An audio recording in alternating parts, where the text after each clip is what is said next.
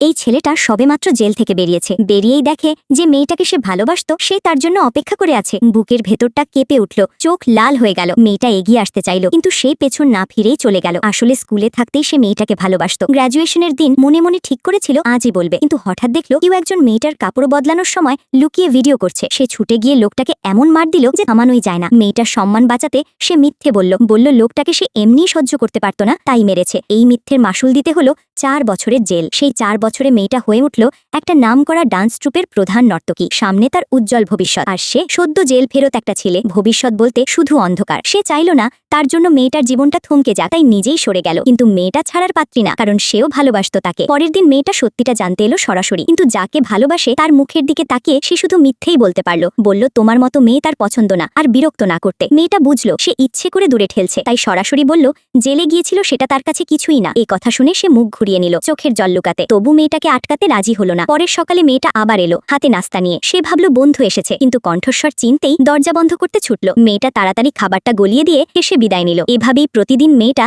তার পেছনে লেগে রইল, এমনকি কাউকে দিয়ে ভুয়া বয়ফ্রেন্ড সাজিয়ে তাকে জ্বালাতেও ছাড়ল না। দেখেই বুকের ভেতরটা জ্বলে উঠল। সে মেয়েটাকে টেনে বের করে বলল লোকটা ভালো না, ছেড়ে দাও। মেয়েটা তখন সরাসরি বলল তুমিই থাকো আমার সাথে। সে চুপ করে রইল। মেয়েটা কষ্ট পেয়ে কাঁদতে কাঁদতে দৌড়ে চলে গেল। এই দৃশ্য দেখে তার মনের দেওয়াল আস্তে আস্তে ভাঙতে শুরু করলো। তারপর একদিন বাবা তার জন্য পাত্রী দেখার ব্যবস্থা করলো। যেতেই হবে সে প্রাণপণ আপত্তি করলো, কিন্তু জানতো না যার সাথে দেখা হবে সেই মেয়ে যাকে সে ভালোবাসে। বন্ধুরা, ছেলেটি কি শেষ পর্যন্ত মেয়েটাকে মেনে নেবে, নাকি আবারও সরে যাবে? আর এমন আরো কিছু দেখতে আমাকে সাবস্ক্রাইব করে দাও।